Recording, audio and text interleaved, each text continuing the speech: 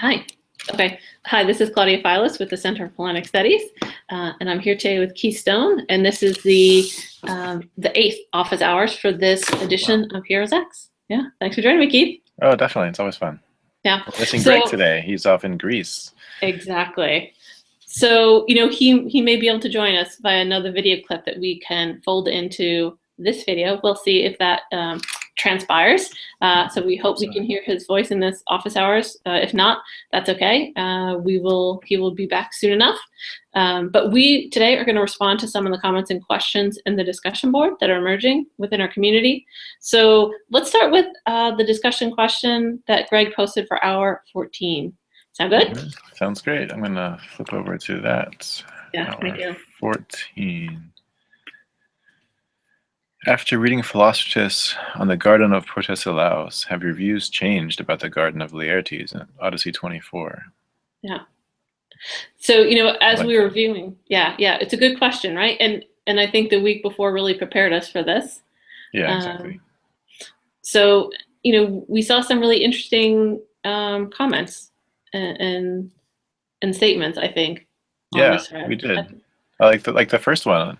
I love because well, I don't know if this person listened to last week's office hours, but I think of it as picking up on what I was saying about the shrine of the hero, the chapel, as the person says here, and the garden kind of being both important places where the hero lives after death. Or I shouldn't even say hero after death because that's redundant. I've been playing a game where I remind myself that a hero is the dead version of this person, and always, that they're not really a hero. Right. That is a good reminder. But so yeah, I like that. Well, okay, hold on. To begin with. Yeah, that's so interesting. So now I'm just thinking back to a chapter in Greg's Best of the Achaeans, which I think one is called, the chapter is called Hero of Epic, Hero of Cult. So, but I think I think you're right. I think that kind of heading is like the same thing we talked about with Hesiod, where you're seeing you're seeing the same thing, but from two different perspectives, right? But you're 100% right that the hero is always, you're not a hero really until you're dead, right? Dangerous to be called that. Right. Yeah. I mean, that's the etymology of hero is, I mean, according to Greg, is that it's someone who's connected with timeliness. And we know that during their lives, heroes are out of sync. They're unseasonal. Right. Heroes. We know that these people are out of sync in their lives, but after they die, they become heroes. They become seasonal. Yeah. So it's one of those examples of ritual realities in the present kind of being retrojected. This word hero really belongs to death. I use an example with my students at one point of George Washington. And what if we told stories about George Washington and used the word president? Stories about his childhood, like the cherry tree story. Yes. Perfect. And then the president cut down the cherry tree, and then the president said, I cannot tell a lie, to his father. No, I mean, he's not the president yet, but he's going to be, and that's the most important fact about him. So we just use the word president for George Washington. That is such a perfect example. Yeah. Yeah, no, that's helpful, actually. It's good. I like that you're making me think about that, actually. So let's think about some of these other comments, too, because I think there were some really thoughtful comments here. Some of the things I think could be points that we might want to not tweak a little bit, but just there might be areas for conversation, right? So, for instance, like the idea of a chapel for the hero, like I kind of like the word that you use, shrine. Right, might be more appropriate to the chapel. culture. Makes me think of something specifically Christian. Yes. I don't think it's always used that way, to be honest. But just for me, it seems like a Christian word. And this is obviously a pre-Christian era here. Right. I'm thinking. Oh, go ahead. Sorry, you were. No, go ahead. I was just going to say when we were previewing what we were going to say in this conversation, you were talking about translating the word here, oikos, as hut, the hut of the hero. Right. Or the shrine, Interesting thing. Instead of shrine, maybe. That was interesting. Yeah. But connection. but as we were talking, I think I came around to or tint. Yeah. Well, in that I was kind of thinking about the stuff that Greg has written on the way that the little tents or little buildings associated with the individual heroes set up along the shore of the coast where their boats are, right, are actually in the here and now of the Athenians, of the classical Athenians, really are associated with cult locations, right? So that's really his work. I love that. Yeah, the plain of Troy in the present tense when the Iliad is being sung or recited. Yeah. There are all these shrines. It's like a theme park of heroes, and people go and visit and make their offerings and all that stuff. And I think Greg makes the argument that the locations of the shrines to each of the heroes corresponds to, like you said, right, the exact location of that's the ships that are notionally corresponds. Yeah. And that's just amazing to me. It is, and so that actually makes me think about the comment by Pendlebury, who says, if you change the point in time, I think that the values and images related to the cult of the hero through time do not change. They are timeless values that are not affected by the time or the sacredness of the environment, and the effect of that universe, I think, probably remains. So, I mean, and then companion Anne responds, pointing us towards that concept of seasonality. So, I think that actually raises an interesting question about the hero and about the location of the garden. So on the one hand, the hero is associated with seasonality. On the other hand, we want to think about what could be timeless about the hero. I'm not sure myself personally about whether the signs and the markers of a hero could change or not. I mean, I could think about a few examples in something like Herodotus or Pausanias. I can't think of the exact passages where you'll get a passage that basically says, hey, this spot used to be an area of cult worship for hero X, but then they changed it to hero Y. Right? I forgot about that. Yeah, so I think there, a community can actually make some change on that front. And actually, I think if you look at some of the archaeology, they can see that if you look at really early Bronze Age tombs, and then going forward into sort of the classical period, you can see that maybe there's not a continuous history of let's say worship going on in those locations, but communities will still say, oh, this is where X happened. So they are appropriating locations that are important to their community and ascribing to heroes. So right, that reminds me of what Greg says about the story of Odysseus that gets turned into the story of Saint Elijah. Yes. It's a different person, but it's the same story, same ritual action.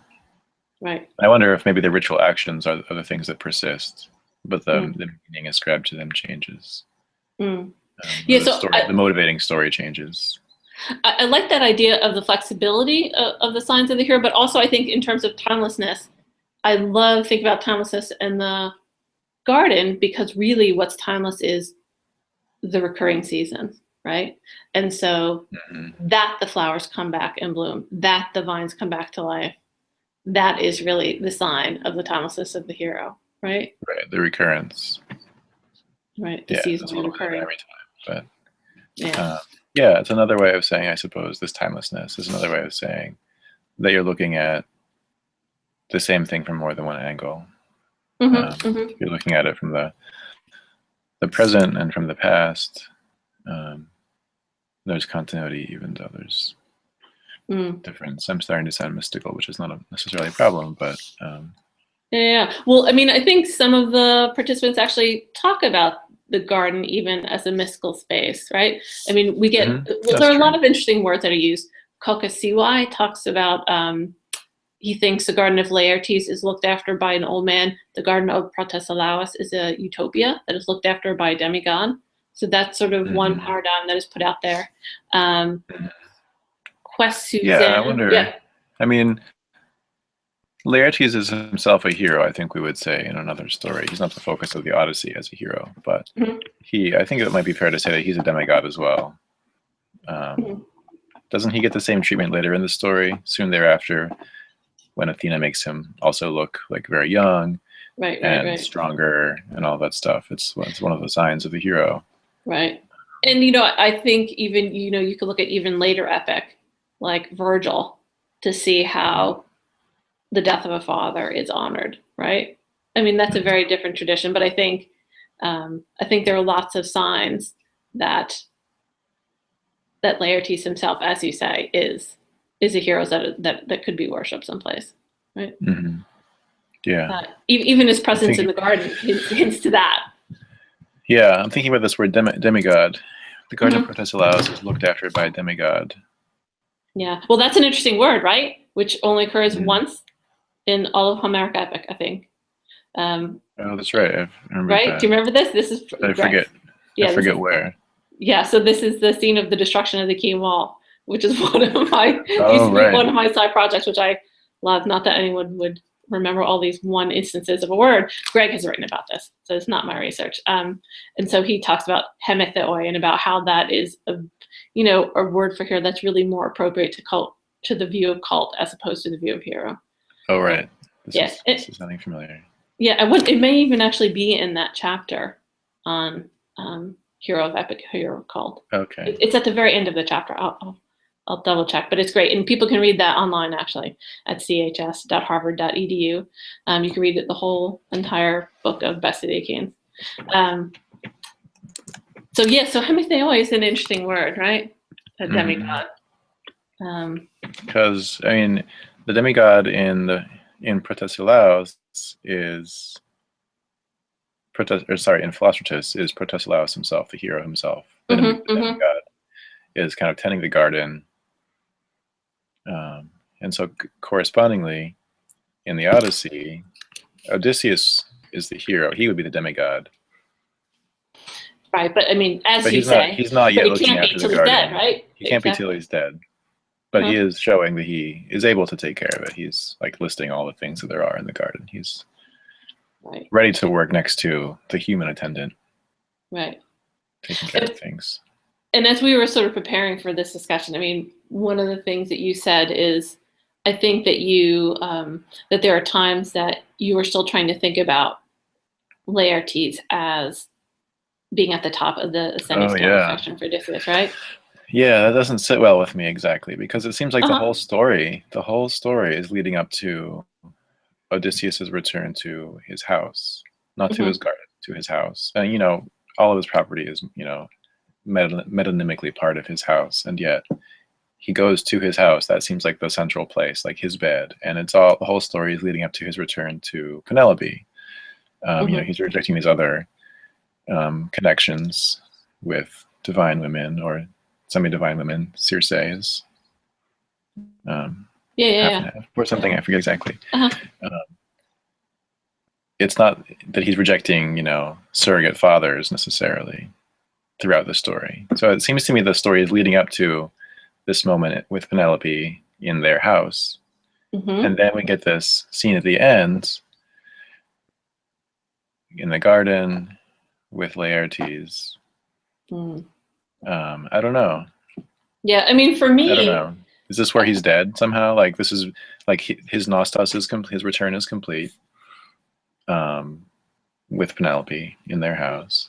And then, like, this is an even stronger preview of his after-death existence, where he's in the heroic garden, communing with nature, with the hero who came before him, right, with his father, right? Because for me, I think about Kleos, right, which is, I think, if we think about the glory of the ancestors, right, or the name Patroclus, or all those different ways that we've talked about the epic talking about epic glory, then that to me sort of like Achilles puts epic and Kleos towards the top of his ascending scale of affection, right? Which is that the primary connection is the one to your father. True. Is the one to your father. That's a nice strong parallel. I like that a lot. I don't know. But it Yeah. still feels like an epilogue to me. It feels like he's moving back out from the center. Like he's returned the whole way to the center, which Right. is his bed with Penelope. I agree. Then he goes back out from the center to the garden to meet his father, and that feels geographically it feels like an epilogue. Or is it even farther? Like is his return, you know, about coming across the sea? He comes to the shore of Ithaca, he comes farther inland, he comes to town, he comes to his house and to his bed. And then he keeps going inland to the garden. Is that the direction? Like he keeps on going? I don't know. That's super interesting. I mean, the other connection for me is that the bed is, you know, the bed is planted. The bed is an right. It's a little garden itself. Like yeah, it's still alive, right? It's still planted. There's a I mean, garden. it's been and so it's sort of another manifestation of that. Like when Greg was talking during last office hours of, you know, it's already all there. Now you're just going to hear it repeated and refined. And, you know, for me, it's sort of a play on that in such a way that it seems coherent. But I see what you're saying. And certainly many, many, many people, you know, feel like there's something going on in that episode that makes it feel separate, right? But I think part of the problem is that he's going to go off again, right? He's going to go off again. Oh, that's true. Yeah. Yeah, he is. Yeah, he gets back home and he has to leave again. Yeah.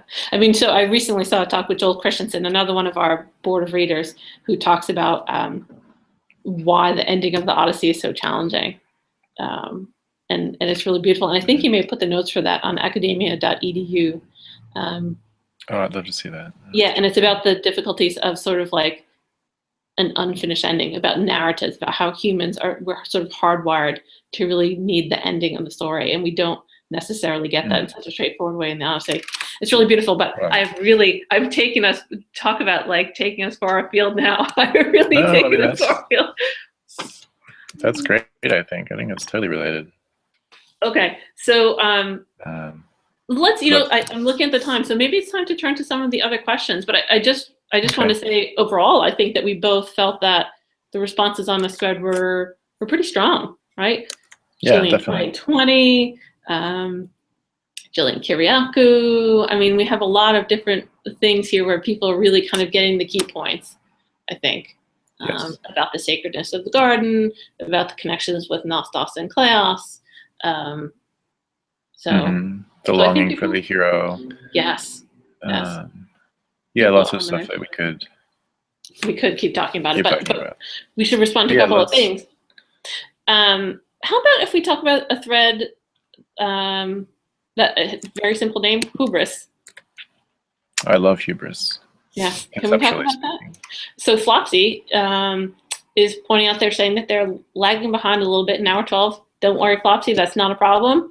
You know, you just keep plugging away, and it, you know, there will be time to catch up.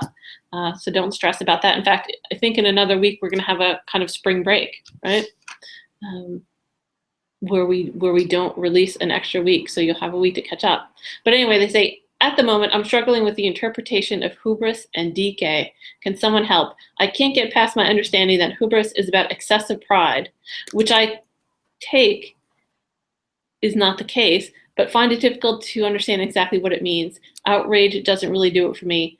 And so they would just like a little bit of help. So when you're working with your students, how do you help them think about hubris? Well, this word excessive that is used in the question or the plea for help by Flopsy, I think is the key. And I see your answer right beneath. Yeah, focuses on the word excessive also. So I think I'm on the same page with you here. Yeah, the plant example is really great. I think it's a good method to, you know, look at the metaphors that are used to illustrate a concept, you know, to help understand it. This idea of overgrowth or undergrowth, super fertility that can't be controlled, or the lack of fertility that is just, you know, kind of its own kind of death, I suppose. Or even unbalanced growth, right? Yes, I like dysfunction. That's a good word. And that keys into our other thing about heroes, you know, being dysfunctional. but while they're alive, and then once they're heroes, they are functional, symbiotic with a god that they were previously antagonistic with. And hubris is everything that goes along, I would say, with this dysfunction and antagonism and disorder. So pride is, can go along with that, but I don't think it only has to be pride. Right. I mean, for me, actually, a turning point in thinking about hubris was, I think, actually during the last version of HeroesX, where we were talking about Sappho at one point, and I asked Greg, so then, but can hubris be beautiful? Right? Right? So, I used to have a rose bush outside my front, and at one point last year in that, crazy spring, in the spring, I ended up with one shoot that went up really high and had one rose on it, and that was the last rose that stayed on. Everything else was up. And so that I looked at that and I was like, maybe that's kind of hubris. It's not balanced. You don't have things go on everywhere. There's just one branch that's growing way too high, but it's still kind of stunning. It draws you, right? You have to look at it. Achilles is the metaphor. There's Sappho uses that metaphor. You probably were talking about this. Oh yes, exactly. Yeah. Of the apple tree that has one super tall branch with one apple at the top of it, waving, and probably gets too heavy and then falls over and crashes and breaks the branch or something. Right. Is that Achilles? Is being extreme, larger than life? Is that hubris? Kind of in a neutral sense, just like, sorry, you're too larger than life. Like you're going to fall. Yes, I think so. Right? Isn't that sort of the nature of the extremity of it? Yeah, I think that might be the case. Yeah. So, all right.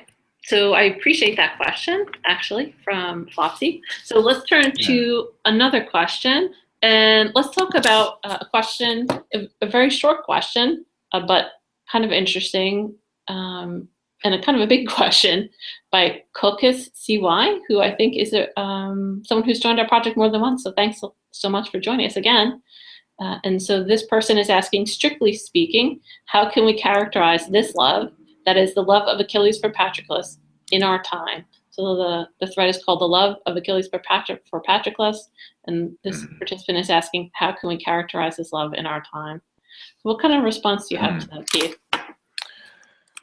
Well, in our time is interesting because to a large extent our project is not about our time. It's about looking to the past and to see what the meaning is in that time. What is the meaning of a hero? We've spent a lot of time trying to distinguish the ancient Greek hero from modern uses of the word, modern understandings of the word hero. Something not completely different, but very different. So that's my first thought. But then if we think about then within that time, how would we categorize it, right? How are we supposed to think about that love? Or how would we even go about figuring it out? Oh, like taking into account all the evidence that we have. Yeah. For the ancient relationship of Achilles to Patroclus. What would we call that now? Well, no, I guess what would we call that then? Like how?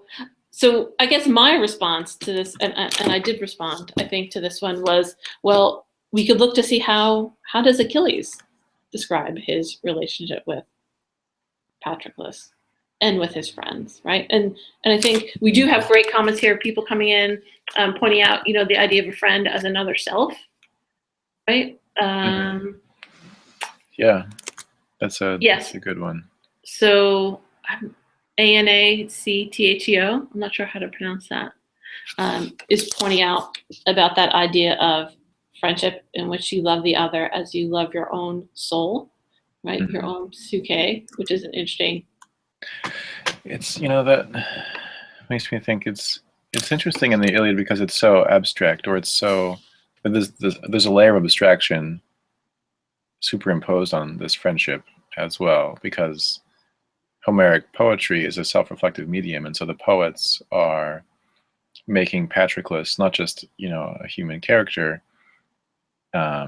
in the epic, and also not just a hero whose ritual realities are retrojected into the narrative, but he's also like a stand-in for the whole of Homeric epic himself, through the meaning of his name. And there's this level where Achilles is in love with Epic, whose name is Patroclus, and that's what he dies for, is to get a place in song. And so that adds a big layer of complication to any kind of understanding that we can have.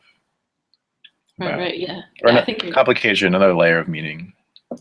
Yeah. Needs to be disentangled. And I think you're right. So that idea of the other self being epic glory is, I think, something that is, explicitly applied to Achilles, right? So that's something special about him. But maybe on some level, I think all these heroes are striving for Kleos, right? And when we look at, Hector, and we think, when Andromache says, you're my mother, my father, my everything, and he basically says, well, I have to go get Kleos, right? We sort of see it again, even, on the other side of the wall of battle, which is that what's at the top of the ascending scale of affection. Right. Yeah. Is that supposed to be funny, even slightly? Is that supposed to be an ironic, like a self-reflective moment? Oh, for the epic, you mean? The poets are like, sorry, Andromache, Hector loves us more than he loves you. Because you laughed when you said that. And I thought, okay. So why? It's very uncomfortable. Is that also meant to be humorous somehow? Yeah. I think I'm laughing because it's uncomfortable, right? It's uncomfortable to think, for us to think, that Hector could love a song more than his family. His glory, his fame. But one of the things that was really a changing moment for me, so I had never gone to Greece until I was like, I don't know, let's say I was like 32. I'm not going to count back right now because I'm really bad at counting. But so let's say I was about 32, right? So I've been reading these epics for so long, and I was standing basically in the place where the funeral oration that we get in Herodotus, right? Mm-hmm. So Pericles' famous funeral oration, which is about, like, in many ways, it's a funeral oration for all the soldiers who have died in battle for the city-state, right?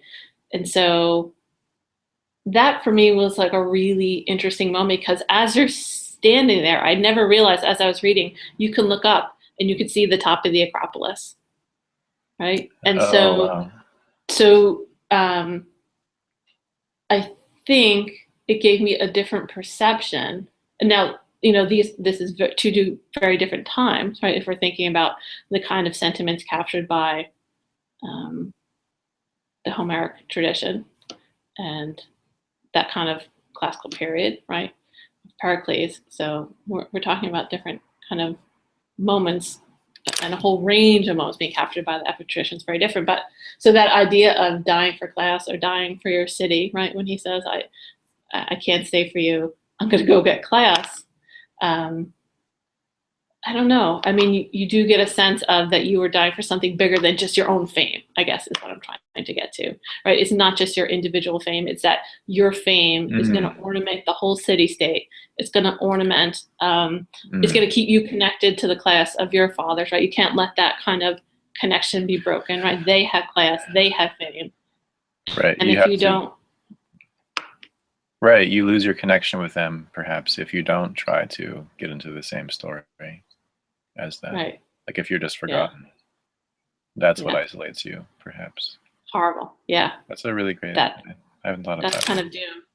So so just kind of bringing it back to this discussion thread about the relationship between your friends, one of the things that I did was actually point the community towards a thread. It's on another blog. It's called the Homer Multitext blog. And this is about a really, really interesting project. We haven't really shared much information about it. We can do that in the days to come. But the post is authored by a researcher and a friend of the center, Casey Dewey, and we've probably talked about her work in other office hours. She often works in collaboration with another researcher, Mary Ebbett. And in this post, they're talking about some ideas that they were working through about metaphors that are used within the Homeric tradition to describe the relationship between heroes in battle, who are in battle together, and then they draw connections to modern times, to the ways that some soldiers in our own time describe the relationship. Yeah, so that might be. I hadn't seen this before. I mean, I know the multi-text project, but. Yeah. So that might be something that it's a very different angle from the way the conversation is directed right now, which I think is more about sort of the connection between a psuche and not specifically about of warriors or heroes in battle. But it might offer an interesting another perspective on how the epic tradition has heroes describe those relationships. So yeah. So I hope I hope community members will actually, maybe we could pull some passages and quote some passages right on this thread. Long. I'm just looking at it. Yeah. No, it's not. No, it's very accessible. And so, I think one thing that's always a good strategy as the community is working through these comments and questions, and I think it's clear that we're always thinking about these things too. I mean, what do? We say, wow, that makes me think about this example. I wonder what words or how it's phrased in this example at this point in the epic. So it's really looking for many examples and looking at the language that's used and looking for patterns, I think. Yeah, no, I think you're absolutely right. Sort of the way to do it. Just thinking we were talking about Hesiod, and I had said, I think the generations thing is like a mnemonic device where he's like, oh, the generation scheme. Well, let me use that to tell you about heroes. Here, all the first generation. Oh, that's this side of the hero. Second generation, that's this side, or the gold generation, the silver generation.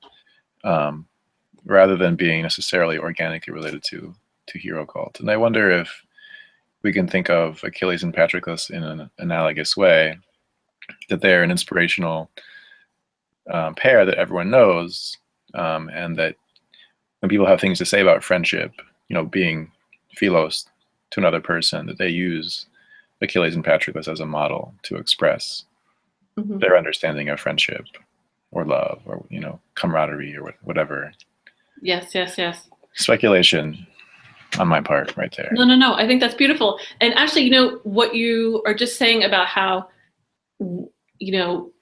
people might look to that pair as a way to help identify their own friendships, right? Or describe their own friendships or define their own friendships.